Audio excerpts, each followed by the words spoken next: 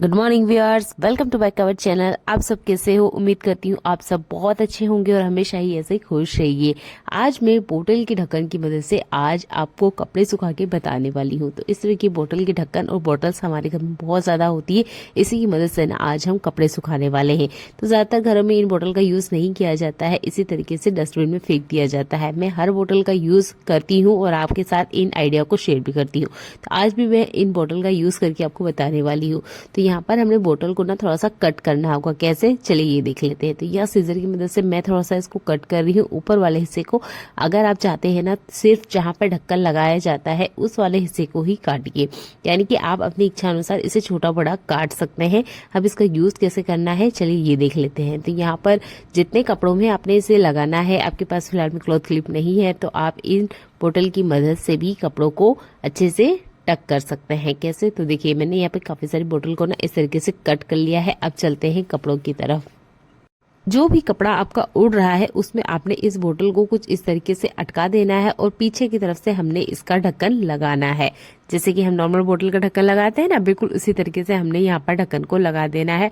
अब आप देखेंगे आपका ये जो कपड़ा है हवा के साथ बिल्कुल नहीं तैरने वाला है। कितनी भी तेज हवा क्यों ना चल जाए, इस तरीके से आप कपड़े को क्लॉथ क्लिप ना होने पर बोतल का यूज करते हुए कपड़ों में लगा सकते हैं और इससे कपड़े को किसी तरह का कोई नुकसान नहीं होता है। तो इस तरीके से आप इनका यूज कर सकते हैं। जैसे कि मैंने कहा, आप बोतल का यहाँ पर छोटा कट भी लगा सकते हैं। तो आई होप ये ट्रिक आपको पसंद आती है। ट्रिक आपको पसंद आती है तो वीडियो को लाइक, कमेंट और शेयर करना बिल्कुल ना भूलें। चैनल पर पहली बार आए तो चैनल को सब्सक्राइब कर लीजिएगा। देखिए मैंने यहाँ बहुत सारे कपड़ों में इन बोटल्स को लगाया भी है और आप देख सकते हैं कि ये कपड़े बिल्कुल नहीं उड़ते हैं, जितना कि मैं इसे हिला के आपको दिखा भी रही हूँ। तो है ना कमाल का आइडिया। चलिए बढ़ते हैं आज के अगले यूजफुल हैक के लिए। हमारे किचन में ना लौंग होती है, ज्यादातर हम इन लौंग का ठीक से यूज नहीं करते हैं, पर आज मैं आपको इसका बहुत अच्छे से यूज करके बताने वाली हूँ, वो भी नहाने वाले साबुन के साथ। आप कोई सी भी ब्रांड का नहाने वाला साबुन यूज करते हैं उसको आप ले सकते हैं, बस उसमें से बढ़िया सी खुशबू आनी चाहिए। और जो लौंग है ना, इसको हमने इसमें इस तरीके से कुछ लगा देना है। बहुत आसानी से इसके अंदर चला जाएगा, कुछ ज्यादा आपको ताकत लगाने की जरूरत नहीं है। बस आपने लौंग को ना थोड़ी थोड़ी दूरी पर इस साबुन के ऊपर बहुत अच्छे से लगा लेना है। अब आप देखेंगे इस लौंग में से बहुत अच्छी सी एक स्मेल आती है जो हर तरह के बैक्टीरिया को खत्म करती है। यानी कि हवा में अगर किसी भी तरीके से कोई बैक्टीरिया है, स्पेशल बाथरूम वाले एरिया में, कितना भी हम क्लीनिंग क्यों ना कर ले, वहां पे हमेशा नमी बनी रहती है, जिसकी वजह से वहां के एरिया में बैक्टीरिया होते ही होते हैं। एक साबुन के अंदर लगभग मैंने यहाँ 15 से 18 लौंग लगा के रेडी किए हैं और इस साबुन की खुशबू पूरे घर को महका के रखती है। हम घर को महकाने के लिए या अच्छी खुशबू के लिए महंगे महंगे रूम फ्रेशनर लेकर आते हैं, जबकि बिना खर्चा करे हुए हम घर में ही रखी हुई इन चीजों से अच्छा सा रूम फ्रेशनर बना के रेडी कर सकते हैं। और ये देखने में बहुत ज्यादा अच्छा लगता है और इसका यूज भी बहुत कमाल का है। दूसरा मैं इसका यूज आपको बताऊंगी अलमीरा के अंदर।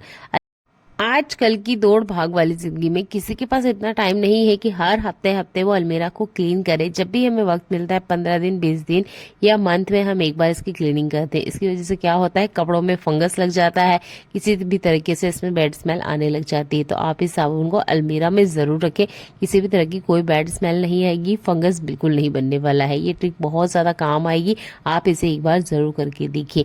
इसे आप पलंग में भी रख सकते हैं जहां आपने बहुत ज्यादा सामान स्टोर करके रखा है। दूसरा, आप इसे वॉश बेसिन में जरूर रखें, बहुत गुड स्मेल इसके अंदर से आती रहेगी। ये केले मेरे यहाँ दिन में आए थे, मैंने सोचा कि शाम तक मैंने देखूंगी, पर शाम तक ही देखिए इसके पीछे वाले 2 केले खराब हो चुके हैं। तो आपके घर में भी ऐसा होता होगा, जब केला आ जाता है तो ये केले ना चलते ही नहीं है, यानी जिस दिन लाए उसके 1-2 दिन के अंदर ही हमें इन्हें कंज्यूम करना होता है। हम इन्हें रख नहीं सकते क्योंकि बहुत ज्यादा पके हुए केले होते हैं। और इस तरह के केले को कैसे हम रखें कि वो 2-4 दिन तो चले ही चले, तो आपने क्या करना है, जिस भी पॉली बैग में आ रहे हैं या आप कोई डोरी ले लीजिएगा। तो इसी बैग में ये आए थे और इसी को मैं यूज करते हुए इसे अच्छे से हैंग करूंगी, ताकि जो केले हैं अगले 3 दिन तक ऐसे के ऐसे ही बने रहे, बिल्कुल खराब ना हो। इस पॉली बैग को हमने केले को पहनाना है, पर पहनाने का तरीका थोड़ा सा अलग है। तो 2 केलों को आप पकड़ लीजिए, हल्के से पकड़िएगा क्योंकि केले पके हुए होते हैं तो जल्दी से टूट भी जाया करते हैं। तो जिस तरीके से मैं इन्हें पहना रही हूँ उसी तरीके से हमने इसे पहनाना है। हैंडल वाले हिस्से से 2-2 केले पकड़िए और इसके डंठल की तरफ ऊपर की तरफ ले जाइए। आप देखेंगे ये आराम से हैंग हो गए हैं। अब इस पॉली बैग को आप किसी कील पे हैंग कर दीजिए या किसी भी ऐसी जगह पर जहां पर ये फ्री रहे, यानी कि अच्छे से इस तरीके से मूव हो सके, जैसे कि मैं आपको अभी करके दिखा रही हूँ। बिल्कुल इस तरीके से लटकाना है हमने, ताकि हवा आसपास होती रहे और बिल्कुल भी केले खराब नहीं हो। छोटा सा ट्रिक है, अपना के देखिएगा। अगर आपके घर में भी केले आते हैं और बहुत जल्दी खराब हो जाते हैं तो ये 2-3 दिन बराबर चलेंगे। अगला यूजफुल हैक बहुत ही कमाल का है, क्योंकि हर घर की समस्या को खत्म करने वाला है। तो यहाँ लिया है मैंने एक दीपक और छोटा वाला ग्रेटर। आप बड़ा वाला भी ले सकते हैं। इसका एक फायदा है, दीपक को जब आप ग्रेटर पे ग्रेट करेंगे तो ग्रेटर की जो धार है वो बढ़ जाती है। ये एक ट्रिक है। और दूसरा ट्रिक है, हमने यहाँ पर इसे ग्रेट करते हुए एक पाउडर बना लेना है। बहुत ज्यादा नहीं, 1 से 1.5 चम्मच इतना ही हमने पाउडर चाहिए। अगर आप इस तरीके से ग्रेटर पे नहीं यूज करना चाहते हैं तो हैमर से भी आप इसे तोड़ के बारीक चूरन या पाउडर बना सकते हैं। अब यहाँ पर हम एक और चीज मिलाने वाले हैं, वो है टेल्कम पाउडर। तो ये मिश्रण एक बनके रेडी हो चुका है, जो कि चींटियों को भी भगाता है।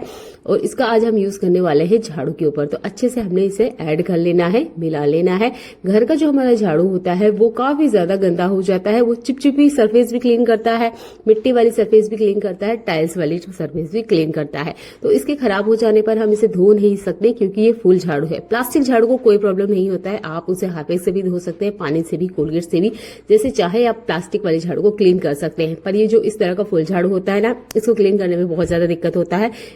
तब आप दीपक वाली मिट्टी और पाउडर को इस तरीके से इसके ऊपर डाल दीजिए। इसके ऊपर से चिपचिपाहट भी खत्म होगी, किसी तरीके से चींटी लग रही है या किसी तरह की बैड स्मेल भी आ रही है, वो भी खत्म हो जाएगी। ये छोटा सा ही ट्रिक है, पर बहुत ज्यादा काम आता है, क्योंकि जब झाड़ू खराब हो जाती है तो ज्यादातर क्या करते हैं, इसे धोने लग जाते हैं। धोने से ये साफ तो हो जाती है, पर बहुत जल्दी खराब भी हो जाती है। तो आपको भी बचाना है, इस तरीके से झाड़ू को लॉन्ग टाइम चलाना है, तो इन छोटे से ट्रिक को अप्लाई कीजिएगा और आपकी झाड़ू लॉन्ग टाइम तक चलेगी। बचा हुआ चूरन झाड़ू के बीच में अच्छे से डाल दीजिएगा, ताकि सारी जो बैड स्मेल है वो खत्म हो जाएगी। और इस झाड़ू को 15 से 20 मिनट के लिए धूप में रख दीजिएगा। उसके बाद आप इसे यूज करिए, आपको किसी तरह की कोई बैड स्मेल इसके अंदर से बिल्कुल आते हुए नहीं दिखेगी। अगर बहुत ज्यादा ये गंदा है तब आप यहाँ पर हल्दी का भी यूज कर सकते हैं पाउडर की जगह, तब भी ये बहुत अच्छे तरीके से काम करेगी।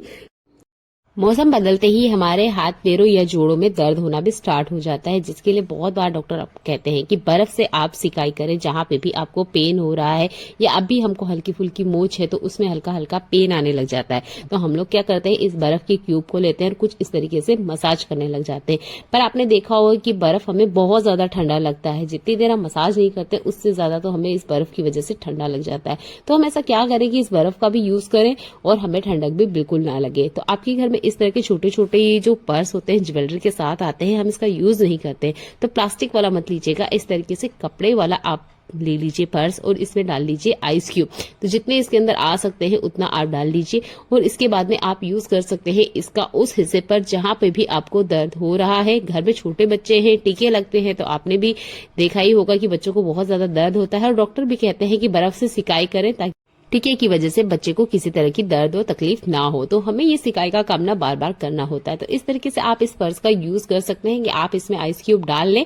ये जल्दी से मेल्ट नहीं होती क्योंकि डायरेक्ट इसमें हवा नहीं लगती है। इसके बाद में उन हिस्सों पर आप हल्के हल्के हाथों से सिकाई कीजिए जहां पे भी आपको दर्द हो रहा है। इस कूनी वाले हिस्से में लास्ट ईयर मेरा एक्सीडेंट हुआ था, जिसकी वजह से जैसे ही मौसम बदलता है मुझे काफी ज्यादा पेन होने लग जाता है। बार बार बाम लगाने की बजाय मैं इस तरीके से पर्स में बर्फ की क्यूब रखती हूँ और अच्छे से सिकाई कर लेती हूँ।